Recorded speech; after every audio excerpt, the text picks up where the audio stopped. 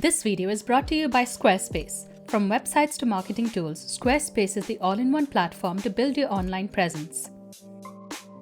Tropical rainforests have been called the lungs of the planet because of their ability to absorb carbon dioxide and release oxygen during photosynthesis.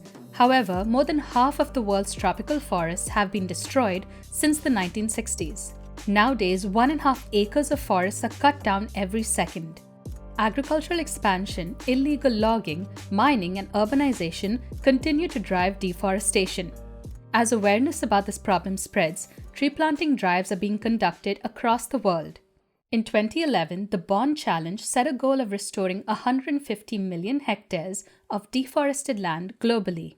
In 2019, an initiative called Team Trees was started by Mr. Beast and Mark Rober. They have planted 9 million trees so far and plan on planting 23 million in total. In 2020, the World Economic Forum launched the 1 Trillion Trees Initiative to restore biodiversity and help fight climate change. In 2019, a paper by Thomas Crowther and his colleagues claimed that global tree restoration is our most effective climate change solution to date. Scientists have criticized the paper and its misleading claims about how much carbon trees can pull out of the air. There is no denying the importance of trees in our environment and the need to curb rampant deforestation. But planting trees has become an easy way out of our problem. Instead, we should be making difficult but important lifestyle changes and looking at the root cause of the problem. In this video, we're going to look at 5 ways in which reckless tree planting can actually be hurting our environment. The first is monoculture. Tree planting initiatives are driven by numbers. They prioritize quantity over quality and diversity. As Professor Simon Lewis explains, almost half the area pledged so far by countries is actually for monoculture plantations. This is the practice of growing one crop species over thousands of hectares. Monoculture plantations can deplete soil and cause erosion and degradation. They are more susceptible to pests and diseases. These biological deserts have lower levels of biodiversity than surrounding native forests. In 2018, Pakistan started the 10 billion tree tsunami project. According to researcher Usman Ashraf, the government gave free seedlings to landowners and paid them annually for every tree that survived. After 5 years, they could cut the trees down for consumer products. When these products head to a landfill, all the carbon that was stored in the tree is released into the atmosphere. So if diversity is the answer, how do we achieve it? Mixed tree plantations for one. Another method is leaving natural areas alone and allowing them to recover. This hands-off approach is called wilding. 20 years ago, Isabella Tree took over 3,500 acres or 1,400 hectares of farmland in England and gave it back to nature. It has since doubled the amount of carbon sequestered in the soil and has a healthy mix of shrubs, natural grass, and trees. The second is residential greenery. As our population continues to grow, huge swaths of land are being cleared for sprawling suburbs. Dense natural forests are being replaced with small tree saplings and pretty green yards. However, our obsession with non-native grass and trees is wasteful and destructive. There are an estimated 50 million acres of lawn in the US. Maintaining them consumes 3 trillion gallons of water, 200 million gallons of gas for mowing, and 70 million pounds of pesticides a year. Fertilizers rich in nitrogen, potassium, and phosphorus can trigger algal blooms that endanger fish and other marine species. Trees planted right next to houses can cause serious issues to a home's foundation and shorten its lifespan. Trees inadvertently contribute to planned obsolescence, which we discussed in a previous video. I'll link it up here. In my first home, we had to install 22 concrete piers to level the foundation because of 2 large trees in the front yard.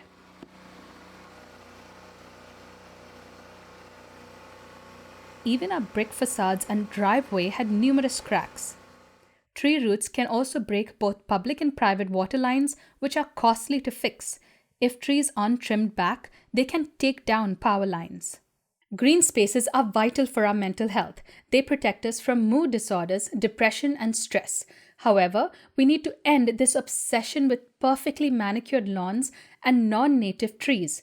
HOAs, or homeowners associations, monitor the appearance of lawns and trees, but not their water consumption and chemical usage.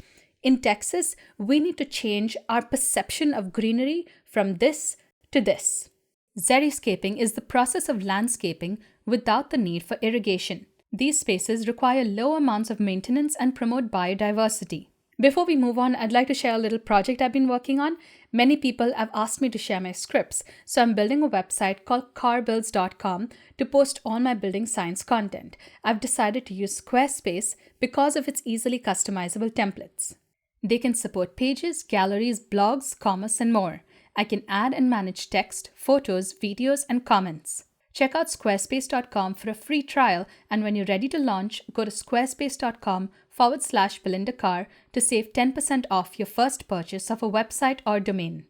The third reckless tree planting is on skyscrapers. Renderings of green skyscrapers are widely shared on social media. They give off the impression of being eco-friendly and combating climate change. Bosco Verticale in Milan is one of the most popular vertical forests. This 110-meter tower holds 800 trees, 4,500 bushes, and 15,000 shrubs. They are estimated to absorb 10,000 kilograms of carbon dioxide a year. Every 3 months, gardeners abseil from the roof of the building to trim, prune, and water the plants. In order to bear the weight of the plants in soil, the steel-reinforced concrete balconies are 3 meters thick with 1.3-meter parapets. The building has won numerous awards and praise from designers around the world. But we have to weigh the costs and benefits of this design. We have to compare the carbon captured by these 800 trees to the carbon produced by the excess steel and concrete and the energy consumed maintaining them. We need to change our perception of green buildings. They don't literally need to be green. They should be well insulated, use less glass, and be built with low carbon products. Besides, self-sustaining green spaces in a city are far more beneficial in the grand scheme of things. Not pristine artificial parks, but natural, untouched plots of land. The fourth is urban tree planting. The average lifespan of roadside trees is shorter than those in rural areas because of the intense stresses they are exposed to, such as dense building, which leads to soil compaction, limited space for root and branch growth, and limited access to direct sunlight. Artificial building materials, which lead to high soil pH, surface runoff, and concentrated reflected beams of sunlight from glass buildings. Heavy traffic, which leads to air and soil pollution and soil compaction. Urban trees also have to deal with poor air quality in urban areas. Many people forget that plants and trees need oxygen to survive. During respiration, trees combine sugar and oxygen to produce energy, carbon dioxide, and water, just like every other living thing. Instead of looking at the cause of poor air quality and dealing with excessive nitrogen and sulfur oxides, trees are being planted to clean up the air. When I visited New Orleans a couple of years ago, I was in awe of the gorgeous oak trees lining their sidewalks. They create dense tree cover and a stunning mythical environment. However, their pavements are beyond repair in many spots because of tree roots. The fifth is planting trees on grasslands. Afforestation is the act of planting trees in an area where there was no previous tree cover. China began the Great Green Wall program in 1978 to reclaim the Gobi Desert and increase forest cover. They hope to plant 36,000 square kilometers of new forest a year to combat climate change. Careful afforestation can help protect against soil erosion and flooding. Done incorrectly, they can modify a biome, reduce biodiversity, introduce non-native and invasive species, increase the risk of wildfires, and deplete the water table. Grassland biomes are often misunderstood. They can hold more carbon than tree-covered landscapes. Converting open, airy savannas, grasslands, and shrublands into plantation forests can mean losing animals like the wildebeest, giraffes, rhinos, lions, and black bucks. Thomas Crowther, who made some of those misleading comments on tree planting, has now changed his stance. He says that if a place should naturally have 1 tree per hectare, that's the level you should be restoring. If the place should have a full forest, that's the level you should be restoring. If there should be no trees, that's also what you should be restoring.